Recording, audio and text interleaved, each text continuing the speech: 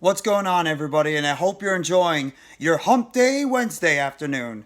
This is NYG Jeffy T85 here, and I'm just going to talk to you guys about why I think after the whole Carlos Correa situation is done, and it's done now, it's official. Carlos Correa actually passed his physical, third time is a charm, I guess, and he's now officially a Minnesota Twin again. Why this is not the end of the world. And I know some Mets fans are frustrated, but at the same time, there's a plan going forward. And now the New York Mets have third base, if they want, wide open. Though third base could be filled by one of these young prospects they're going to bring up, but the Mets have their eyes on a couple big free agents that are most likely going to be hitting the market next year. So this is not the end of the world with the fact that the Mets, while they did not get Carlos Correa, and yes, it's going to disappoint myself and a lot of Mets fans in a way. Yes, it will. But at the same time, look into the future. You have young players on this Mets team that you could really put your fortune in that could potentially be the future of this team at third base. You got players such as Brett Baty, who I've mentioned many times, Mark Vientos, Dominican League MVP, Ronny Mauricio, and you have veterans like Eduardo Escobar and Luis Guillorme that could also be part of the New York Mets third base rotation. So all is not lost right now in terms of trying to fill in at that third base spot, even though Carlos Correa will not be there. It's not the end of the world. Yes, you would have loved to be able to have that bat in your lineup, and in a way, the Mets lineup is pretty much the same going into this year. You still have the same people on this roster that were here last year, pretty much. There's really no upgrades the Mets have made in the lineup, they've added a couple of infield and outfield depth pieces over the past couple of days, but nobody that's really going to, generate any type of buzz and excitement through this team. Everything has really been through the bullpen and the starting rotation. The starting rotation is drastically different. In fact, the entire starting rotation, minus Max Scherzer and Carlos Correa, Carlos Carrasco, if he's still here, is completely different. The bullpen has added a couple of pieces this offseason. But in reality, the lineup is still the same, but at the same time, you got young players. Francisco Alvarez, Ronny Mauricio, Mark Vientos, and Brett Baty now that will have their opportunity to potentially try to win that spot at third base and maybe get a reserve outfield role on this baseball team going forward. Alvarez, of course, is going to be vying for the starting catching position with Navarro and Nito. But at the same time, look at the bigger picture, Mets fans. Look at the bigger picture and think about what could be happening in 2024 or 2023 into 2024. You have two major free agents that could be hitting the market that have both had links to the New York Mets through Stevie Cohen, the owner. And that, of course, is Shohei Ohtani and Manny Machado. Shohei Ohtani right now, he's been rumored to have interest from the Dodgers too. And he obviously has been rumored to want to be on the West Coast more than the East Coast. But you don't know if things might have changed since he signed originally with the Angels a few years ago. And Manny Machado has an opt-out in his deal. Even though he's got about 5-6 years left on his deal, he does have an opt-out in the middle of that deal where he could become a free agent.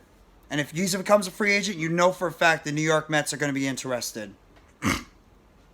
Those are two major free agents right there that the Mets can go out there and spend the money to bring in and help this baseball team if, in fact, these young prospects are not the answers right now. Like I said, these young kids are going to get their opportunities now to go out there and show what they can do, to prove that they can possibly be the answers on this baseball team going forward. Is it a guarantee? Absolutely not. Nothing is a guaranteed in life.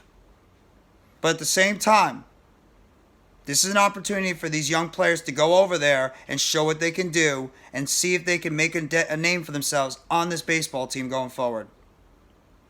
I'm very excited to see what these kids can do. I am. I'm very excited. Because I think some of these young prospects have themselves a pretty high and bright side and a future to them going forward.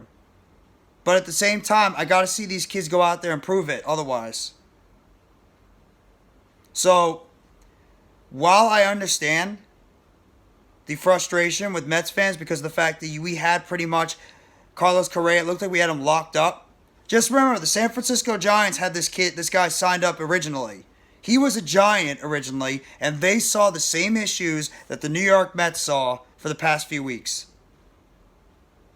So while it looks like that things are a little bit glum at the moment because Carlos Correa will not be manning third base for the New York Mets going into the 2023 baseball season, you have to also think about some of the other future free agents that will now be a little bit more in the Mets' grasp going into the 2023 offseason and 2024 Major League Baseball season. I know people don't like to look ahead, but you have to think about that when you're looking at what could be the benefit of this baseball team going forward. Plus, you still have players on this team like Pete Alonso and Jeff McNeil that are going to be due extensions as well. And as rich as Steve Cohen is, how much money can he realistically be throwing around? Because you're going to have Justin Verlander potentially off the Mets deal after this year. You have Max Scherzer, who could opt out after this year. You have Jose Quintana that could be off a deal this year. So the Mets are going to have money to play with next year. So as disappointing as it is right now that Carlos Correa will not be a New York Met, there's other free agents out there that the Mets will most definitely be interested signing. All you got to think about is Shohei Ohtani and Manny Machado. They could be both. It's not out of the question that both those guys could be New York Mets next year. It is not out of the question. Remember, Mark Canha is a free agent after this season. And who knows about Starling Marte? I know he has at least, I believe, one more year on his deal after this season. But is it a guarantee he's going to be here after this year? And like I mentioned, if the young kids don't work out at third base, you have that position right there open for somebody to come in and be able to play there. So I just want to make this video just to let Mets fans know that while it's okay to be disappointed that Carlos Correa will not be playing in Queens this year, still keep an open mind of what could be coming in the future.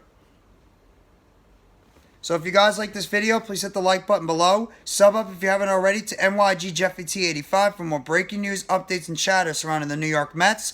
Turn on the bell for notifications of the next video or short they'll be dropping on the New York Mets. And let me know in the comment section how you feel about the Mets going into the season without Carlos Correa, who you would like to see playing at third base for the Mets this year. And if you have the same belief and you're looking towards next offseason, and with Manny Machado and Shohei Ohtani potentially being free agents and being targets for the New York Mets to look at going into next season. Thank you very much, everybody. Enjoy the rest of your Hump Day Wednesday afternoon. Take it easy and let's go New York Mets. As always, all you got to do is you got to believe in those boys from Queens.